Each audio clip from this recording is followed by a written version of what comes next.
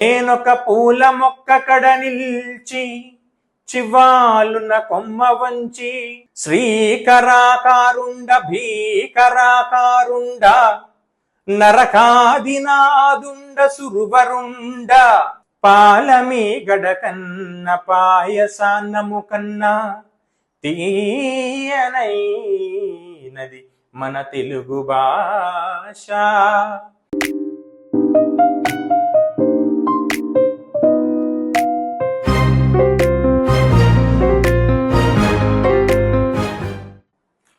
అందరికీ నమస్కారం. నేను మీ గోవింద్ సూర్య.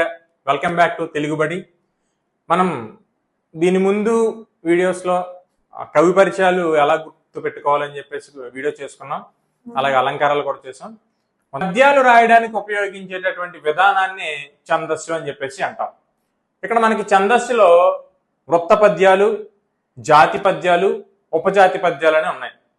మనకి టెట్కి డిఎస్కి సంబంధించి మ్యాక్సిమం వృత్త పద్యాల వరకు బిట్ ఫ్రేమ్ చేస్తున్నాడు. కొన్ని సందర్భాల్లో పేపర్ కొంచెం టఫ్ చేద్దాం అనుకున్న సందర్భాల్లో మాత్రం ఉపజాతి పద్యాలు అనేటువంటి శేషము, తేటగీతి, ఆటవల్లి పద్యాల వరకు కూడా వెళ్ళడం అనేది జరుగుతుంది. ఇంకా తెలుగు స్కూల్ అసిస్టెంట్ తెలుగు ఎవరైతే ప్రిపేర్ అవుతున్నారో వాళ్ళకైతే ఖచ్చితంగా ప్రతిదీ కూడా తెలుసుకోవాల్సినటువంటి అవసరం ఉంది. సో మనం ఇప్పుడు ఛందస్సుని వృత్త పద్యాలు, జాతులు, ఉపజాతి పద్యాల గురించి మనం తెలుసుకునే ప్రయత్నం చేద్దాం. సో గురువులు, లఘువులు. ఛందస్సు ద్విసంఖ్యామానంపై ఆధారపడి ఉంది. అంటే ఛందస్సుని మనం గురువులు, లఘువులతో గుర్తించడం అనేది జరుగుతుంది. ఈ రెండు అక్షరాలు గురువుని మనం యు గుర్తుతో గుర్తించడం జరుగుతుంది. అలాగే లఘువుని ఐ గుర్తుతో మనం గుర్తించడం అనేది జరుగుతుంది. సో ఇక్కడ గురువు, లఘువులను ఎలాగా గుర్తించాలి? అసలు గురువు అంటే ఏంటి, లఘు అంటే ఏంటి? లఘువు అంటే లిప్త కాలములో పలికేటటువంటి అక్షరాలని మనం లఘుతో సూచిస్తాం. లిప్త కాలము లేదా మాత్ర కాలము. మాత్ర అంటే 1/4 ఆఫ్ సెకండ్ అంటాం కదా. అంటే ఒక క్షణంలో 4వ భాగాన్ని మనం మాత్ర అని చెప్పేసి అంటాం. ఫర్ ఎగ్జాంపుల్ ఒక మాత్ర కాలము లేదా లిప్త కాలంలో పలికేటటువంటివి అన్ని కూడా హ్రస్వాక్షరాలు. ఆ, క, చ, జ అంటే రెప్పపాటు క్షణం. ఒక రెప్పపాటు క్షణంలో పలికే వాటన్నిటిని కూడా మనం లఘువులుగా గుర్తిస్తాం. మరి గురువులుగా దేన్ని గుర్తిస్తాం అంటే 2 మాత్రల కాలంలో పలికేటటువంటి అక్షరాలన్నింటిని కూడా మనం గురువులుగా గుర్తించడం అనేది జరుగుతుంది. అంటే 2 మాత్రలు అంటే 2 సార్లు పడినటువంటి సమయం. ఆ, కా, గా, చ దీర్ఘాక్షరాలు. ఈ దీర్ఘాక్షరాలన్నింటినీ మనం గురువులుగా గుర్తిస్తాం. ఇంకా ఏ అక్షరాలు గురువులు వస్తాయి, ఏ అక్షరాలు లఘువులు వస్తాయి అనేది మనం వీడియోలో చూద్దాం. దీర్ఘాక్షరాలు ఉన్న అక్షరాలన్నింటినీ కూడా మనం గురువులుగా చెప్పుకోవచ్చు. ఇక్కడ దీర్ఘాక్షరాలు అంటే చెప్పాం కదా, 2 మాత్రల కాలంలో పలికేటటువంటి అక్షరాలన్నింటినీ కూడా మనం దీర్ఘాక్షరాలు అని చెప్పేసి చెప్తాం.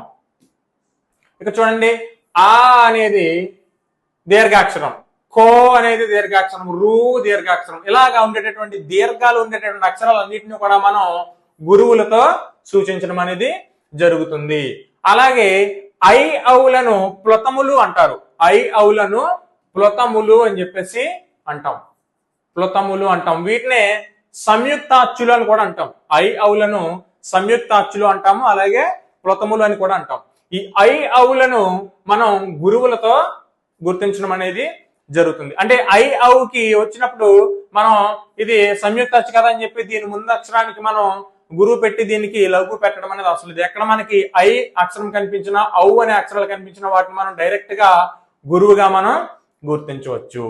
తర్వాత 0 విసర్గలతో కూడుకున్నటువంటి అక్షరాలను మనం గురువులుగా గుర్తించవచ్చు. అందం అనే అక్షరం ఉంది, డైరెక్ట్ గా ఇక్కడ గురువు అనేది మనం పెట్టేయచ్చు. అలాగే అక్కడ విసర్గతో కూడినటువంటి అక్షరం ఉంది, దాన్ని మనం గురువుగా పెట్టడం అనేది జరుగుతుంది. సంయుక్తాక్షరము లేదా ద్విత్వాక్షరం ముందున్నటువంటి అక్షరం. సంయుక్తాక్షరం అంటే ఒక హల్లు కింద వేరే హల్లు యొక్క ఒత్తు వచ్చినట్లయితే దాన్ని మనం సంయుక్తాక్షరం అంటాం. ఒక హల్లు కింద అదే హల్లుకి సంబంధించినటువంటి ఒత్తు వస్తే దాన్ని మనం ద్విత్వాక్షరం అని చెప్పేసి అంటాం. ఇక్కడ ఇది సంయుక్తాక్షరం. ఈ సంయుక్తాక్షరం అనేది లఘు అవుతుంది, కానీ ఈ సంయుక్తాక్షరానికి ముందున్నటువంటి హ్రస్వాక్షరం ఏదైతే ఉందో ఇది గురువుగా మనం సూచించడం అనేది జరుగుతుంది. అలాగే ఇది ద్విత్వాక్షరము. ఈ ద్విత్వాక్షరానికి ముందున్నటువంటి హ్రస్వచ్చు ఇది ఏమవుతుంది? గురువు అవుతుంది. అలాగే ఇంకా మనకి పొల్లుతో కూడుకున్నటువంటి అక్షరాలన్నీ కూడా మనకి పూచన్ అని ఉంది కదా, ఈ పూచన్లో చెన్ అనేటటువంటిది గురువు, తోచన్లో చెన్ అనేటటువంటిది గురువుగా మనం సూచించడం జరుగుతుంది. ఇక్కడ మనం ఏంటేంటిని గురువులు అనుకున్నాం, దీర్ఘాక్షరాలన్నీ గురువులు, ఐ అవులు క్లుప్తములు అంటాం వీటిని సంయుక్త అచ్చులు అని చెప్పేసి అంటాం. ఈ ఐ అవులు మనకి గురువులుగా సూచించడం జరుగుతుంది. అలాగే సున్నాతో కూడుకున్న అక్షరాలన్నింటినీ మనం గురువులుగా సూచించడం జరుగుతుంది. సంయుక్త అక్షరానికి ముందున్నటువంటి అక్షరము మనకి గురువు అవుతుంది. ద్విత్వాక్షరానికి ముందున్నటువంటి అక్షరము గురువు అవుతుంది. పొల్లు అక్షరంతో కూడుకున్నటువంటి అక్షరము మనకి గురువు అవుతుంది. తర్వాత లఘువులు చూద్దాం. వేటిని లఘువులు అంటాం. ఇప్పుడు దీర్ఘాక్షరాలన్నీ గురువులు ఎలా అయినాయో హ్రస్వాక్షరాలన్నీ కూడా లఘువులు. హ్రస్వాక్షరాలు అంటే ఏం చెప్పుకున్నాం మనం? ఒక్క మాత్ర కాలంలో పలికేటటువంటి అక్షరాలన్నింటినీ హ్రస్వాలు అని చెప్పేసి అన్నాం. ఆ, క, గ, చ ఒక మాత్ర అంటే ఒక రెప్ప పడేటటువంటి సమయంలో పలికేటటువంటి అక్షరాలను మనం లఘువులుగా గుర్తించడం అనేది జరుగుతుంది. ఇక్కడ చూడండి, హ్రస్వాక్షరాలన్నీ కూడా మనకి లఘువులు అవుతున్నాయి. హ్రస్వాక్షరాలన్నీ మనకి లఘువులు. అలాగే హ్రస్వములైన సంయుక్తాక్షరములన్నీ కూడా లఘువులు. ఇక్కడ మనం ఏం చెప్పుకున్నాం? హ్రస్వాక్షరానికి ముందున్నటువంటి అక్షరము, సంయుక్తాక్షరానికి ముందున్నటువంటి అక్షరము గురువు అవుతుంది. కానీ సంయుక్తమైనటువంటి హ్రస్వాక్షరం ఏమవుతుంది? లఘువే అవుతుంది. ఇక్కడ ఇది గురువు అవుతుంది, ఇది హ్రస్వాక్షరం అయినప్పటికీ కూడా సంయుక్తాక్షరం ముందుంది కాబట్టి ఇది గురువు అవుతుంది. ఇది మాత్రం సంయుక్తాక్షరం మాత్రం లఘువే అవుతుంది. హ్రస్వమైన సంయుక్తాక్షరం లఘువుగా సూచించడం అనేది జరుగుతుంది. అలాగే హ్రస్వములైన ద్విత్వాక్షరాలన్నీ కూడా మనం ఏం చెప్పుకున్నాం? ద్విత్వాక్షరానికి ముందున్నటువంటి హ్రస్వాక్షరం గురువు అవుతుందని చెప్పుకున్నాం. ఇక్కడ ద్విత్వాక్షరం ఏమవుతుంది? హ్రస్వమైన ద్విత్వాక్షరం. మళ్ళీ ఈ తాకి కనుక దీర్ఘం ఉంటుంది, మళ్ళీ గురువు అవుతుంది. ఈ హ్రస్వమైనటువంటి ద్విత్వాక్షరము లఘువుగా మనం సూచించడం అనేది జరుగుతుంది. అలాగే రు అచ్చుతో ఉన్నటువంటి అక్షరాలు, వాటి ముందరి అక్షరాలు అంటే క్రు, రు, రా ఒత్తుతో ఉన్నటువంటి అక్షరాలు కొన్ని సందర్భాలలో దాని ముందున్న అక్షరాలు లఘువులుగానే మనం సూచించడం అనేది జరుగుతుంది. ఇక్కడ శ్రా అనేటువంటి అంటే ఒక్కొక్కసారి ఆ రా ఒత్తుతో కూడుకున్నటువంటి పదాలతో ఆ పదం స్టార్ట్ అవుతుంది. ఆ పదం స్టార్ట్ అయినప్పుడు దాని ముందు అక్షరాలని గురువులుగా తీసుకోము, లఘువులుగానే మాత్రమే తీసుకోవడం అనేది జరుగుతుంది. ఇవి లఘువుల్ని మనం గుర్తించేటటువంటి విధానం. అంటే హ్రస్వాక్షరాలన్నీ లఘువులు, హ్రస్వములైన సంయుక్తాక్షరాలన్నీ లఘువులు, హ్రస్వములైన ద్విత్వాక్షరాలన్నీ లఘువులు, ఆ రూతో కూడుకున్నటువంటి అక్షరాలు కొన్ని సందర్భాల్లో మనకి లఘువులుగా సూచించడం అనేది జరుగుతుంది. తర్వాత మనకి గణాల్లో 2 అక్షర గణాలు, 3 అక్షర గణాలు అనేవి మనకి ఉన్నాయి. ఇప్పుడు మనం 3 అక్షర గణాలు, 2 అక్షర గణాలు అంటే గల, గురువు లఘువుని గల అంటాం. గురువు లఘుని గల అంటాం. అలాగే లఘువు గురువుని వగనం అంటాం. అవి మీకు ముందున్నటువంటి గణాలను గుర్తించేటప్పుడు అవి చెప్తాను. ఇంద్రగణాలు, సూర్యగణాలు చెప్పుకున్నట్టు చెప్పుకుందాం. ఇప్పుడు మనం గురువుల్ని గణాలు గుర్తించాలి. ఈ గణాలలో మనం యమత రాజబానస అని చక్రాన్ని వేసుకునే వాళ్ళము. దానికన్నా కొంచెం సింపుల్ గా ఉండేటటువంటి ఒక విధానాన్ని చూద్దాం మనం. ఇప్పుడు సర్వ గురువు అంటే మొత్తం గురువులు. ఈ మొత్తం గురువులు ఉన్నదాన్ని మనం మాగణం అంటాం. మొత్తం గురువులు ఉంటాయి. సర్వ లఘువు ఇది నగణం, నా. ఆది గురువు, మొదట్లో గురువు వచ్చి చివరి 2 లఘువులు వస్తే భగనం. మధ్య గురువు జగనం. అంత్య గురువు సగనం. అలాగే ఆది లఘువు, దీనికి ఆపోజిట్, ఆది లఘువు యగనం. మధ్య లఘువు రగనం, అంత్య లఘువు తగనం. ఇది చూడండి, మన బజస యరత, మన బజస యరత, మన బజస యరత. ఈ గణాలు మూడాక్షర గణాలతోనే మనం వృత్త పద్యాలన్నిటిలో ఉన్నటువంటి గణాలను గుర్తించడం అనేది జరుగుతుంది. వృత్త పద్యాలన్నీ కూడా ఈ మూడాక్షర గణాలతోనే పూర్తి చేయడం అనేది జరుగుతుంది. ఈ మూడాక్షర గణాల మీద ఆధారపడి ఉంటాయి వృత్త పద్యాలన్నీ కూడా. కాబట్టి ఇది మనం చక్రం వేసుకుంటాం. చక్రం కన్నా కొంచెం సింపుల్ గా ఉంటుంది. ఇది మొత్తం సర్వ గురువు నగనం, సర్వ లఘువు, సర్వం అంటే మొత్తం, సర్వ లఘువు నగనం, ఆది గురువు మొదటి గురువు భగనం, మధ్య గురువు అంత్య గురువు బ జ స. అలాగే ఆది లఘువు, మధ్య లఘువు, అంత్య లఘువు యా రాత, మన బజస ఎర్రత, మన బజస ఎర్రత. ఈ గణాలు మనం గుర్తు పెట్టుకోవాలి. ఈ గణాలతోనే మనకి వృత్త పద్యాలన్నీ కూడా చేయడం అనేది జరుగుతుంది. వీటితో పాటు మనకి జాతి ఉపజాతి పద్యాల్ని చేయడానికి 4 అక్షర గణాలు అనేవి మనకి ఉపయోగపడతాయి. అందులో మనకి ఇంద్రగణాలు, సూర్యగణాలు అనేవి జాతి ఉపజాతి పద్యాలను మనకి చేయడానికి ఉపయోగపడతాయి. కాబట్టి ఇంద్రగణాలని, సూర్యగణాలని కూడా మనం ఖచ్చితంగా గుర్తు పెట్టుకోవాలి. సూర్యగణాలు నగనము, నగనాన్ని సూర్యగణం అంటాం. అలాగే గల, ఇందాక మనం చెప్పుకున్నాం కదా 2 అక్షర గణాల్లో గల. ఇప్పుడు గా అంటే గురువు, లా అంటే లఘువు. గా అంటే గురువు, లా అంటే లఘువు. గల, గలాని హగనము అని చెప్పేసి అంటాం మనం.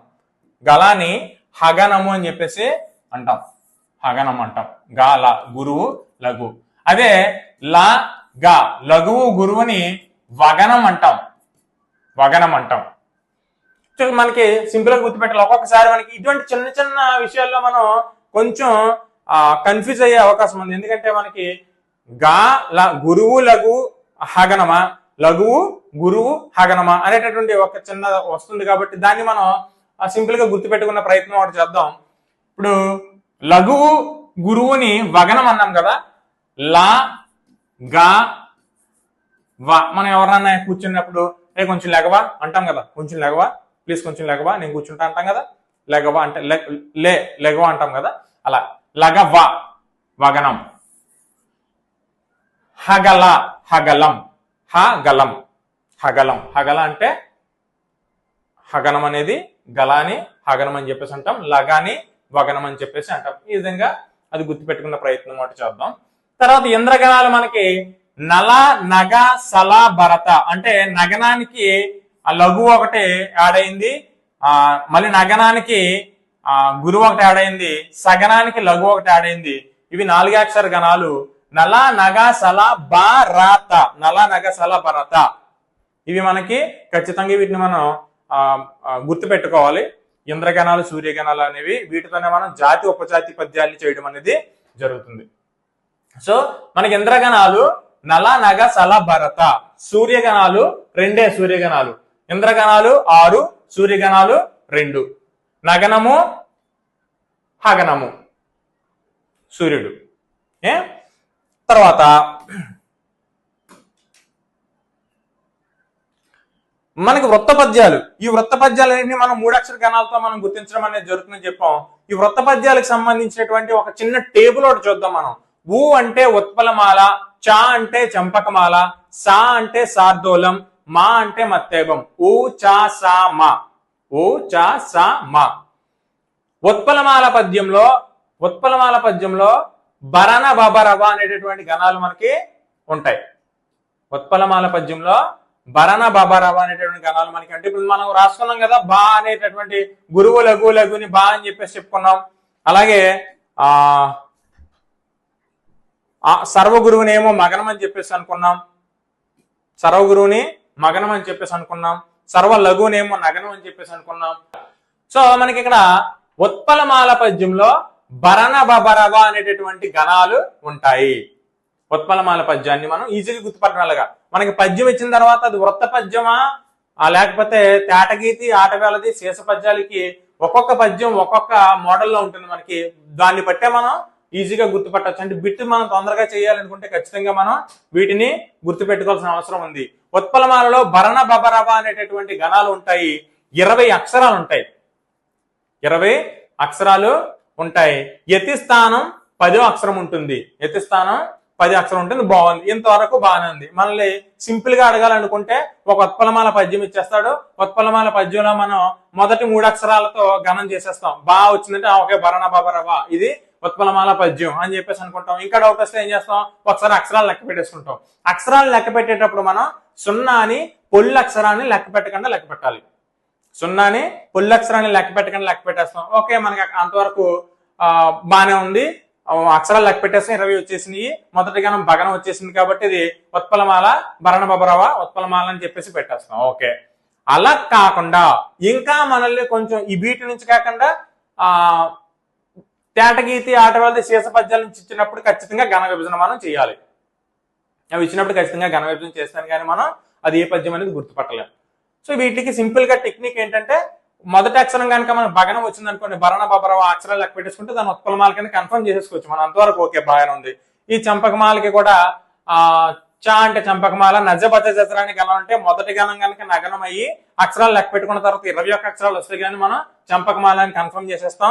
మసజస్తత గాని వచ్చిన తర్వాత 19 అక్షరాలు ఉంటాయి. ఈ 19 అక్షరాలతో దాన్ని మనం శార్దూల పద్యం అనేసి గుర్తుపెట్టేస్తాం. అలాగే మసజసత సబరణమయవ 20 అక్షరాలు ఉంటాయి ఇందులో కూడా. దీనిలో కూడా మొదటి అక్షరం సాగనంగా వచ్చినట్లయితే మనం దీన్ని ఇక్కడ మనకి శార్దూలానికి మధ్యభానికి మళ్ళీ ఒక చిన్న కన్ఫ్యూజన్ ఉంటది.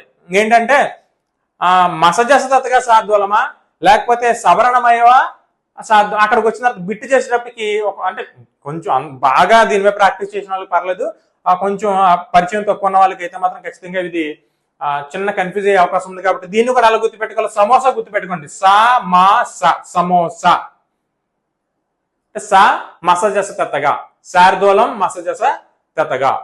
సో ఇది శార్దూల పద్యాన్ని మనం ఇంతవరకు మనం గుర్తుపట్టేస్తాం. ఓకే, మనకి అక్షరాలు మొదటి అక్షరాన్ని గణం చేసేస్తాము. భగనం వస్తే భగనం వచ్చి 20 అక్షరాలు కనుకుంటే ఉత్పలమాల అంటాం. ఇలా కాకుండా ఈ మధ్య కాలంలో కొన్ని సందర్భాల్లో బిట్ టఫ్ గా అడగాలనుకున్నప్పుడు ఎలాగ అడిగాడండి, ఉత్పలమాల పద్యంలో గురువుల సంఖ్య ఎంత అని అడిగాడు, లేదా ఉత్పలమాల పద్యంలో లఘువుల సంఖ్య ఎంత అని అడిగాడు, లేదా ఎక్కువ గురువులు కలిగినటువంటి వృత్తపద్యం ఏది, లేదా ఎక్కువ లఘువులు కలిగినటువంటి వృత్తపద్యం ఏది, గురువులు లఘువులు సమానంగా ఉన్నటువంటి వృత్తపద్యం ఏది అని అడిగాడు. ఇలా అడిగితే మనం అప్పుడు ఏం చేయాలి, భరణ బబరవ అని వేసుకొని భరణ బబరవ బా గురువు లఘు లఘు రా గురువు లఘు గురువు ఇలా వేసుకొని ఇందులో గురువు అనేది లెక్క పెట్టుకోవాలి. సో అలాంటి ఇబ్బంది లేకుండా మనం ముందుగానే ఈ సంఖ్యను కూడా మీరు వీలైతే ఒక దగ్గర ఈ టేబుల్ని రాసుకోవడానికి ప్రయత్నించండి. రాసుకుని ఈ సంఖ్యలను గుర్తుపెట్టుకోండి. ఎక్కువగా ఇందులో గురువులు ఉన్నటువంటి పద్యం వచ్చేసి మనకి శార్దూల పద్యం ఎక్కువ గురువులు కలిగినటువంటి పద్యము. ఎక్కువ లఘువులు కలిగినటువంటి పద్యము చంపకమాల పద్యం. గురువు లఘువులు సమానంగా కలిగినటువంటి పద్యము మత్తేవం. సో బిట్టు ఎలా అడిగినా కూడా అంటే మనం ఈ మధ్య ఛందస్సుని ఏ విధంగా అడుగుతున్నాడు అంటే మీకు డైరెక్ట్ గా బిట్టు ఒక పద్య పాదం ఇచ్చేసి దానిలో గణాలు గుర్తించమని అడుగుతున్నాడు. అడగడం కంటే ఇప్పుడు ఏం చేస్తున్నాడు, అపరిచిత పద్యం అపరిచిత గద్యం అని ఉన్నాయి కదా, ఈ అపరిచిత పద్యంలోనే ఒక క్వశ్చన్ గా కూడా వచ్చేస్తుంది. ఇది పై పద్యము ఏ ఛందస్సుకి సంబంధించింది అంటాడు. ఆ పద్యం వృత్త పద్యం అవ్వచ్చు, లేదంటే ఇప్పుడు మనకి సిలబస్ లో ఇచ్చింది అయితే వృత్త పద్యాల వరకు ఇచ్చాడు ఓకే, కానీ వాడు అపరిచిత పద్యం ఇస్తున్నాడు. ఆ అపరిచిత పద్యంలో ఒక్కోసారి ఉన్నటువంటి 4 క్వశ్చన్లో ఒక క్వశ్చన్ ఏమైనా వేస్తున్నాడు, ఈ పై పద్యం ఏ ఛందస్సుకి సంబంధించింది అని అడుగుతున్నాడు. అప్పుడు ఒకవేళ మనం వృత్త పద్యాలు మాత్రమే నేర్చుకుంటే ఆ పద్యాన్ని మనం గుర్తించడం కొంచెం కష్టం అవుతుంది. సో మనకి ఛందస్సుని అపరిచిత పద్యంలో కూడా ఛందస్సు మీద క్వశ్చన్ అడిగే అవకాశం ఉంది, మనకి డైరెక్ట్ గా ఛందస్సు మీద కూడా క్వశ్చన్ అడిగే అవకాశం ఉంది. కాబట్టి ఈ విధంగా మనం ఛందస్సుని చేసుకున్నట్లయితే బిట్టు మనకి మిస్ అయ్యే అవకాశం అనేది తక్కువగా ఉంటుంది. ఇవి వృత్త పద్యాలకు సంబంధించినటువంటి టేబుల్. ఉ చ సామ ఉత్పలమాల చంపకమాల శార్దూలం మత్తేబం. ఇవి అక్షరాలు. ఇవి ఎత్తిస్థానం. 10వ అక్షరం ఎత్తిస్థానము 11 10 11 13 14 మధ్యలో 12ని స్కిప్ చేసాం. 10 11 13 14 యతిస్థానం అంటే మొదటి అక్షరానికి 10వ అక్షరానికి యతి చెల్లుతుంది. ఇప్పుడు యతి అంటే ఏంటి, ప్రాస అంటే ఏంటో కూడా మనం చూద్దాం. యతి అంటే పద్య పాదంలోని మొదటి అక్షరాన్ని యతి అని చెప్పేసి అంటాం మనం. పద్య పాదంలో ఉండేటటువంటి, పద్యానికి 4 పాదాలు ఉంటాయి కదా మనకి, ఈ పద్యంలో 4 పాదాల్లో ఉండేటటువంటి మొదటి అక్షరాన్ని, ఈ మొదటి అక్షరం ఏదైతే ఉందో దాన్ని మనం యతి అని చెప్పేసి అంటాం. ఈ మొదటి అక్షరాన్ని యతి అని చెప్పేసి అంటాము. రెండవ అక్షరాన్ని ప్రాస అని చెప్పేసి అంటాం. ఇక్కడ చూడండి, పద్యం ఇచ్చాడు ఒక పద్యము. ఈ పద్యానికి 4 పాదాలు ఉన్నాయి. ఈ 4 పాదాల్లోని ఒక్కొక్క పాదంలో ఉండేటువంటి మొదటి అక్షరాన్ని ఏమో మనం యతి అని చెప్పేసి అంటాం. అలాగే రెండవ అక్షరాన్ని ప్రాస అని చెప్పేసి అంటాం. మనకి ఉత్పలమాల, చంపకమాల, శార్దూలం, మత్తేపం ఈ 4 పద్యాలకి కూడా వృత్త పద్యాలు, అలాగే కందము, ద్విపద ఈ పద్యాలకి ప్రాస నియమం అనేది ఉంటుంది. ఈ ప్రాస నియమం అంటే ఏంటి? ప్రతి పాదంలో ఉండేటటువంటి రెండవ అక్షరము ఒకటే ఉండడం ప్రాస నియమం. ఇక్కడ చూడండి, 4 పాదాల్లోనూ కూడా రెండవ అక్షరం నా అనేటటువంటి అక్షరం వచ్చింది. ఇది ప్రాస నియమం కలిగి ఉండడం అని చెప్పేసి అంటాం. యతి అంటే మొదటి అక్షరము, ఈ ప్రాస అంటే రెండో అక్షరము. యతి మైత్రి అంటే ఒక్కొక్క పద్యానికి ఒక్కొక్క యతి మైత్రి స్థానం అనేది ఉంటుంది. ఇక్కడ మనకి ఉత్పలమాలకు సంబంధించి 1కి 1వ అక్షరము 10వ అక్షరం ఒకటే ఉండాలి. చంపకమాలకి 1వ అక్షరము 11వ అక్షరం ఒకటే ఉండాలి. అర్థమైందా? సో అది యతి స్థానం అని చెప్పేసి అంటాం. ఇక్కడ మనకి ఉత్పలమాల ఒకసారి చూద్దాం. ఉత్పలమాలకు సంబంధించి మనకి కరుణశ్రీ జంధ్యాల పాపయ్య శాస్త్రి గారు రచించినటువంటి పుష్ప విలాపం నుంచి ఒక పద్యం తీసుకుందాం. అందులో నేనొక పూల మొక్క కడ నిల్చి చివాలున్న కొమ్మ వంచి గోరానెడునంతలోనే విరులన్నీ జాలిగా నోర్లు విప్పి మా ప్రాణము తీతువాయనుచు బావురుమన్నవి కృంగిపోతి నా మానసమందెదో తలుకుమన్నది పుష్ప విలాప కావ్యమై.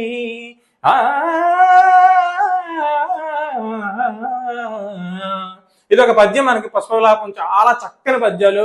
వీలున్నప్పుడు మీరు అంటే కొంచెం రిలాక్స్ అవ్వడం కోసం, ఎక్కువ స్ట్రెస్ వెళ్ళినప్పుడు ఇటువంటి పద్యాలు కనుక విన్నట్లయితే మనకు చాలా హాయిగా ఉంటుంది.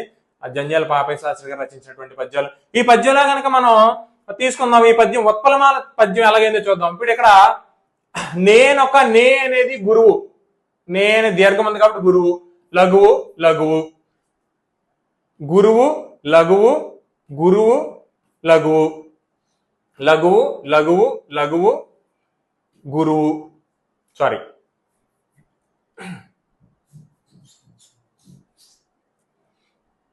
సంయుక్త అక్షరం కదా, సంయుక్త అక్షరం ముందున్నటువంటి అక్షరం గురువు అవుతుంది. లఘువు, గురువు, లఘువు, గురువు, లఘువు, లఘువు, గురువు, లఘువు, గురువు, లఘువు, గురువు. గురువు లఘువు లఘుని మనం భగనం అన్నాం. బా గురువు లఘువు గురువుని రగనం అన్నాం. లఘువు లఘువు లఘువుని నగనం అన్నాం. అలాగే గురువు లఘువు లఘువు భగనం, గురువు లఘువు లఘు భగనం, గురువు లఘువు గురువు రగనం.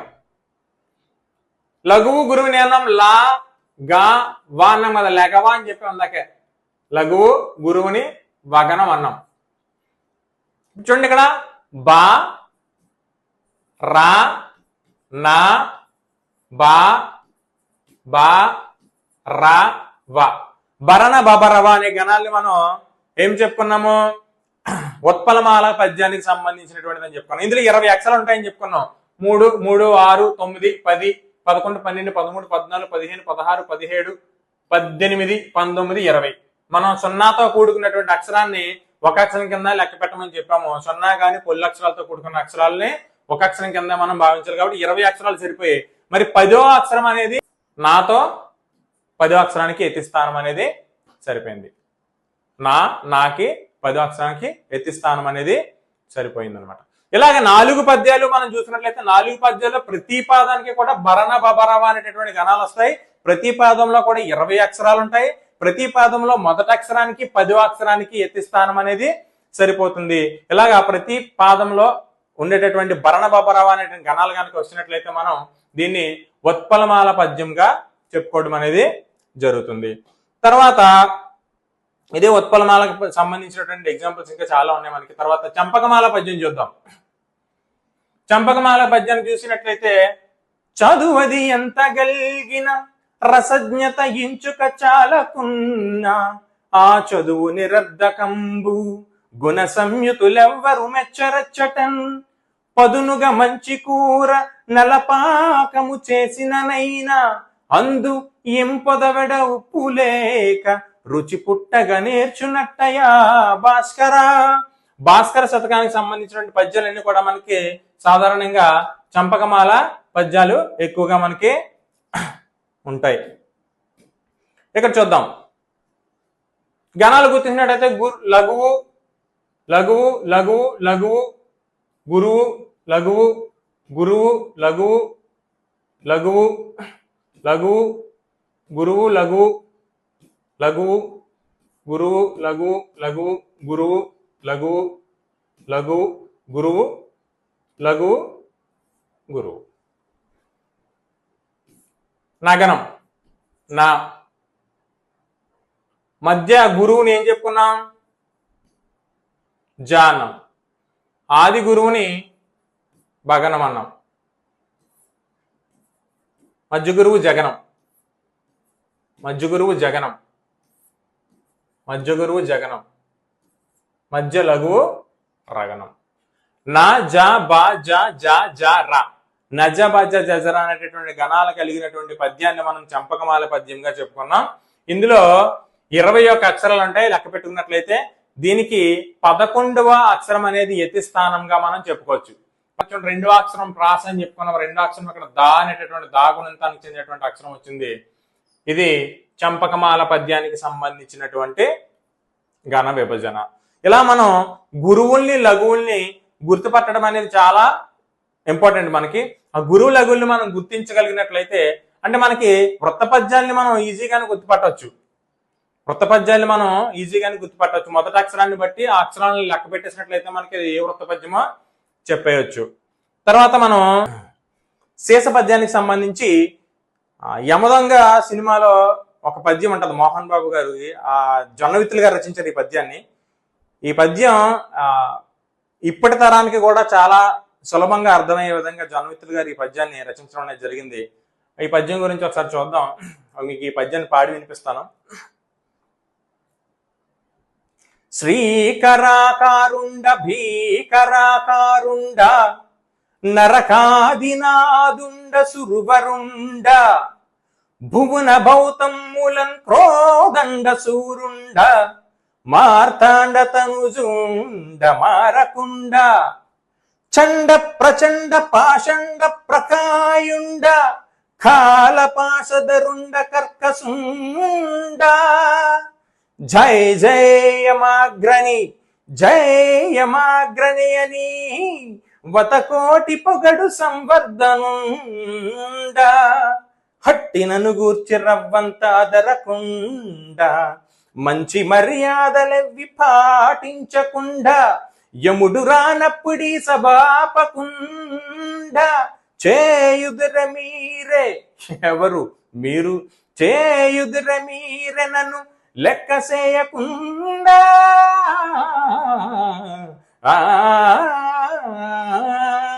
ఈ పద్యం మోహన్ బాబు గారు ఆహార్యానికి చక్కగా సూట్ అయ్యేటటువంటి పద్యం. చాలా చక్కగా రాశారు జొన్నవిత్తులు గారు. ఈ పద్యాన్ని కనుక మనం గణ విభజన చేసి చూసినట్లయితే ఈ పద్యాన్ని ఒకసారి గణ విభజన చేసి చూద్దాం మనం.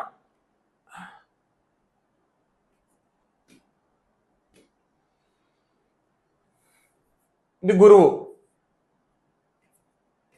గురువు గురువు గురువు లఘు గురువు లఘు గురువు గురువు గురువు అలాగే లఘు లఘు గురువు లఘు గురువు గురువు లఘు అలాగే లఘు లఘు లఘు గురువు లఘు. ఇప్పుడు మనం వీటిని 4 అక్షర గణాలుగా విభజన చేసుకోవాలి. గణ విభజన అనేది చేయాలి. అయితే ఇక్కడ మనకి శేష పద్యానికి ఒక పద్య లక్షణం ఉంది. ఏం లక్షణం అంటే, ఇంద్రగణములారు ఎనగనంబులు రెండు పాద పాదములకు పరుగుచుండు ఆట వెలది అయిన తేటగీతి అయిన చెప్పవలదు మేది సీసమునకు. ఇంద్రగణములు 6, మనం చెప్పుకున్నాం కదా, సూర్యగణాలు 6, సూర్యగణాలు 2, ఇంద్రగణాలు 6. ఇక్కడ మనకి శేషపద్యంలో ఇంద్రగణాలు వరుసగా 6 ఇంద్రగణాలు వస్తాయి. రగణము, నల నగ సల భరత అన్నాం కదా, రగణము భరత. అలాగే తగనము, ఆది లఘు తగనము. అలాగే రగణము, తగనము, రగణము, తగనము, రగణము, తగనము. అలాగే ఇక్కడ సల, తగనము. మనం ఏం చెప్పుకున్నాం, ఇక్కడ ఇంద్రగణాలు 6 వరుసగా వస్తాయి. చూడండి, ఇది సల, సల, నల నగ సల భరత అని చెప్పుకున్నాం కదా మనం. నల నగ సల భరత. ఇంద్రగణాలు 6, సూర్యగణాలు 2 వస్తాయి.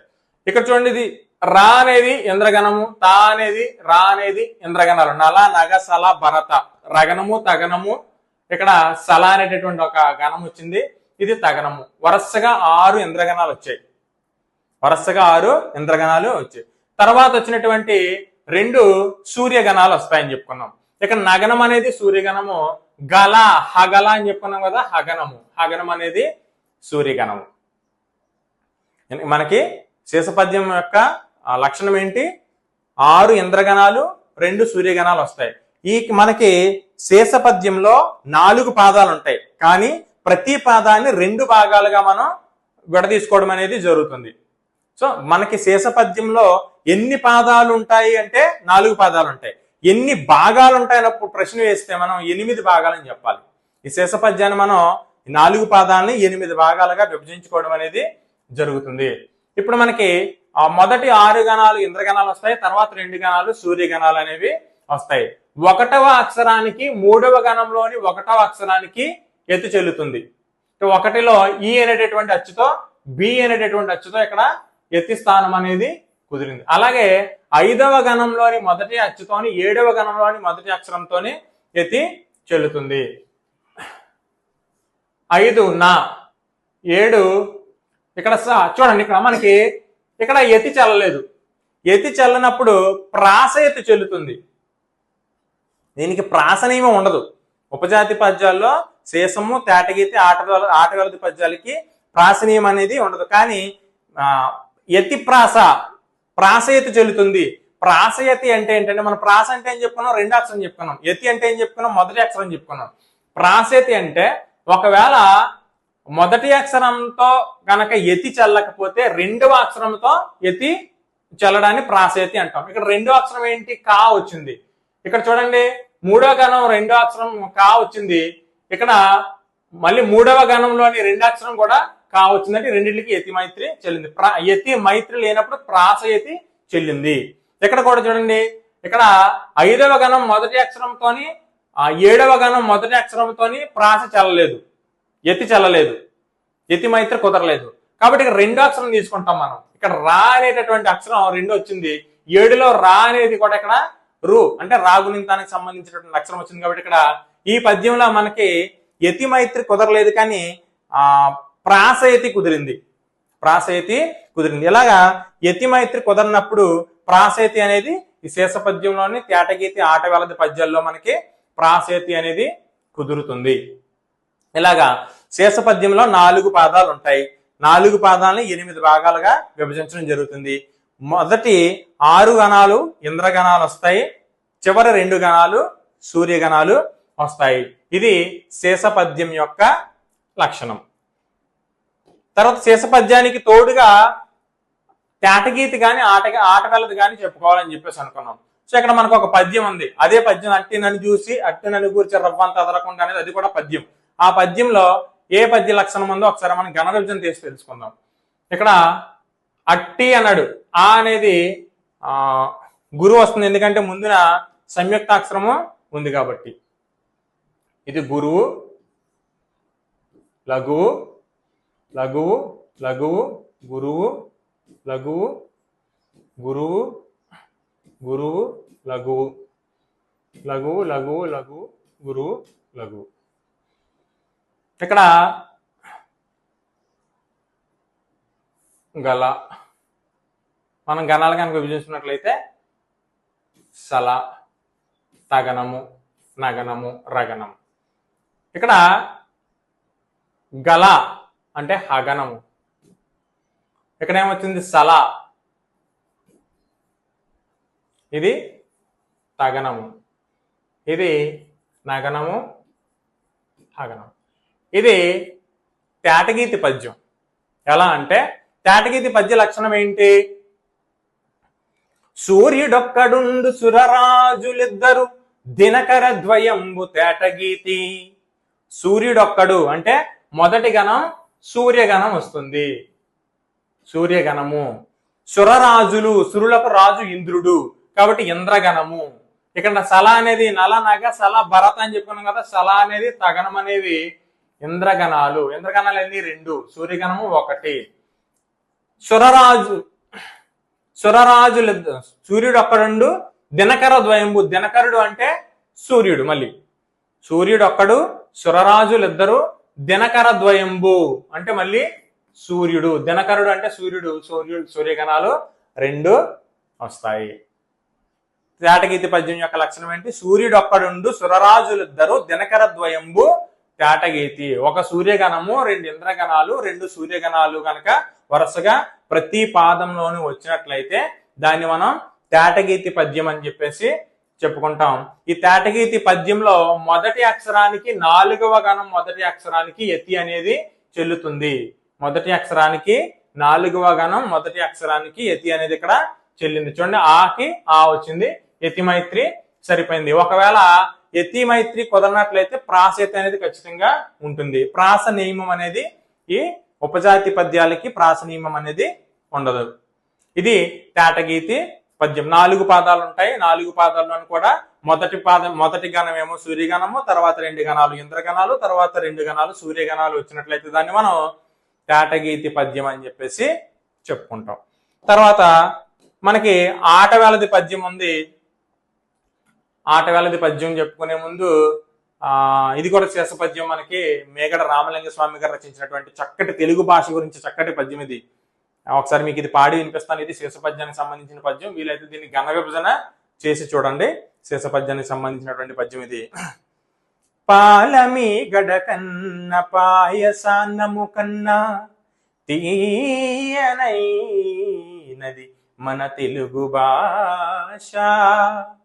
పంచదారల కన్నా పనస తొనల కన్నా తీయనైనది మన తెలుగు భాష. జుంటె తేనెల కన్నా జున్ను ముక్కల కన్నా తీయనైనది మన తెలుగు భాష.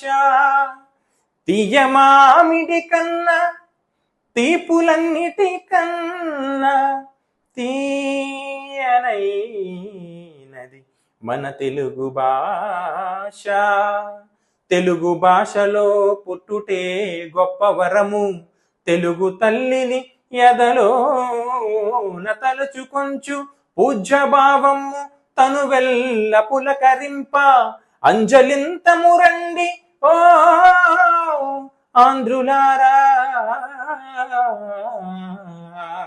అంజలింతము రండి ఓ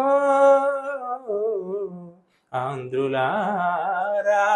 చాలా చక్కగా ఈ తరానికి అర్థమయ్యే విధంగా మేగడ రామలింగ స్వామి గారు రచించినటువంటి శేష పద్యం చాలా చక్కటి పద్యము. దీన్ని కనుక మీరు గణ విభజన చేసినట్లయితే శేష పద్యం ఇది. మొదట 6 గణాలు ఇంద్రగణాలు వస్తాయి, తర్వాత 2 గణాలు సూర్యగణాలు అనేవి వస్తాయి. ఆటవేలది పద్యం. ఆటవేలది పద్యం కూడా గణ విభజన చేసి చూసినట్లయితే మనకి ఆటవేలదిలో మనకి వేమన పద్యాలన్నీ కూడా ఆటవేలది మీద ఉంటాయి. ఆటవేలది పద్యాలుగానే ఉంటాయి. ఎనగణత్రయంబు ఇంద్రద్వయంబు హంస పంచకంబు ఆటవేలది. ఎనగణత్రయంబు ఇంద్రద్వయంబు హంస పంచకంబు ఆటవేలది. ఇనుడు అంటే సూర్యుడు, ఇనుడు అంటే సూర్యుడు. ఎనగణ త్రయము అంటే 3. అంటే మనకి ఆటవలది పద్యంలో ఎనగణము సూర్యగణాలు 3 వస్తాయి, సూర్యగణాలు 3 వస్తాయి.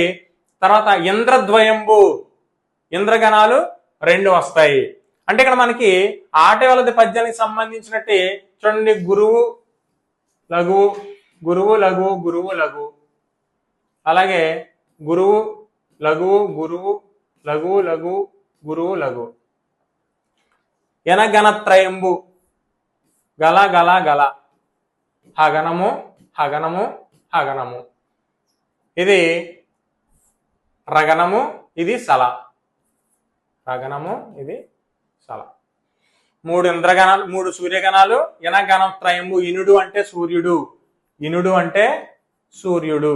కాబట్టి ఎనగణత్రయము అంటే 3, ఎనగణత్రయము. ఇంద్రద్వయము, ద్వయము అంటే 2, ఇంద్రగణాలు 2, సూర్యగణాలు 2 గనక వచ్చినట్లయితే మనం దీన్ని ఆటవెలది పద్యంగా చెప్పవచ్చు. హంస పంచకంబు నాట వెలది, హంస పంచకము గురువు లఘువు, గురువు లఘువు, లఘువు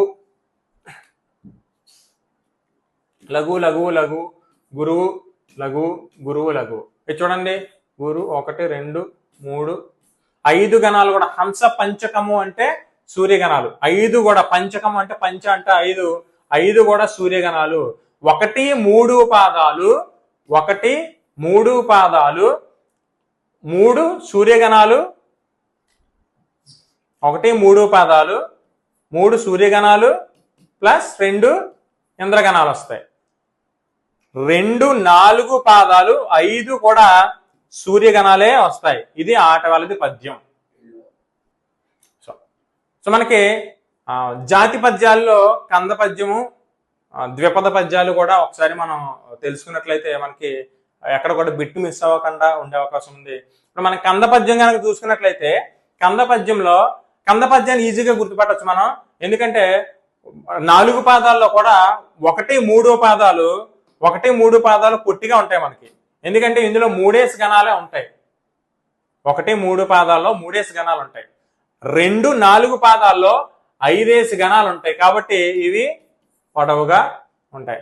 మనం వీటిలో గణ విభజన కనుక చేసినట్లయితే గగ బ జ స న నల అనేటువంటి గణాలు వస్తాయి. గగ భజస నల, గగ భజస నల అనేటటువంటి గణాలే వస్తాయి. చూడండి మనకి ఇక్కడ ఫర్ ఎగ్జాంపుల్ లఘు లఘు లఘు లఘు, గురువు లఘు లఘు, గురువు లఘు లఘు,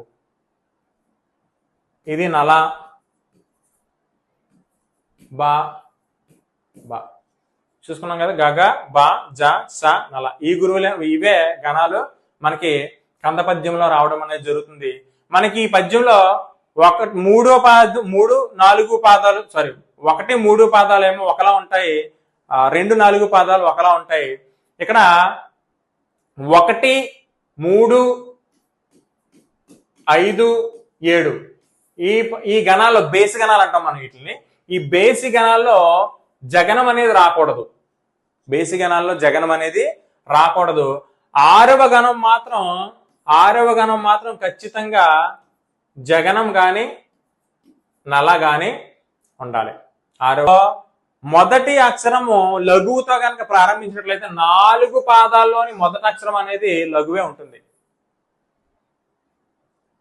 కందపద్యంలో మొదటి పాదాన్ని మనం లఘువుతో ప్రారంభించామనుకోండి, 4 పాదాల్లోనే మొదటి అక్షరాలు లఘువుతోనే ప్రారంభం చేయాల్సిన అవసరం అనేది ఉంటుంది.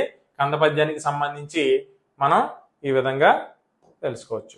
ఇంకా అంటే ఈ పద్యంలో ప్రతి పాదంలోనూ 3 ఇంద్రగణాలు, 1 సూర్యగణము ఉంటుంది. 3వ గణం యొక్క మొదటి అక్షరానికి ఎత్తి స్థానం అనేది చెల్లుతుంది. 3వ గణం యొక్క మొదటి అక్షరానికి ఎత్తి స్థానం అనేది చెల్లుతుంది. అలాగే ప్రాస లేనటువంటి మనకి కంద పద్యానికినా ద్విపద పద్యానికి ప్రాస నియమం అనేది ఉంటుంది. ప్రాస లేనటువంటి ద్విపదను మనం మంజరి ద్విపద అని చెప్తాం. ఇది ఇక్కడ మనకి ఇక్కడ బిట్ట అడిగే అవకాశం ఉంటుంది. ప్రాస లేని ద్విపదను మంజరి ద్విపద అని చెప్పేసి చెప్పడం అనేది జరుగుతుంది. ఇవి మనకి ఛందస్సుకు సంబంధించినటువంటి గణాలను ఏ విధంగా గుర్తించాలి, బిట్ని ఏ విధంగా అడుగుతాడు అంటే ఒక్కొక్కసారి మనకి పరిచిత అపరిచిత పద్యాలు ఉన్నాయి కదా, అపరిచిత పద్యం నుంచే ఆ పద్యం డైరెక్ట్గా ఇచ్చేసి దాన్ని ఘన విభజన చేయమంటున్నాడు, లేదంటే అపరిచిత పద్యంలోంచి ఒక క్వశ్చన్ అడిగి ఈ పద్యము ఏ ఛందస్సుకి సంబంధించిన ప్రశ్న అడుగుతున్నాడు. కాబట్టి మనం ఘన విభజన అనేది ఖచ్చితంగా చేయడం అనేది నేర్చుకోవాలి. అలా అయితే మనకి బిట్టు పోకుండా ఉంటుంది. ఇవి వీటితో పాటుగా మనకి శ్రమలు లేకనే ఫలములు దుమకబోవు అని చెప్పేసి మనం ఎంత శ్రమిస్తే అంత ఫలితం మనకి ఉంటుంది. మనం ఈ కొద్ది కాలం మాత్రమే మనం ఎంతైనా శ్రమ పడాలి. ఆ శ్రమని మనం కష్టం అనకుండా ఇష్టంతో కనుక ఆ శ్రమను మనం సాధించగలిగినట్లయితే, అంటే ఓర్పు పట్టి కొంచెం ఎక్కువగా చదవడానికి ప్రయత్నం చేయండి. ఖచ్చితంగా విజయం మిమ్మల్ని అందరినీ కూడా వరిస్తుందని ఆశిస్తున్నాను. అందరికీ ధన్యవాదాలు. వీడియో నచ్చినట్లయితే తప్పకుండా సబ్స్క్రైబ్ చేయండి, షేర్ చేయండి. ధన్యవాదాలు.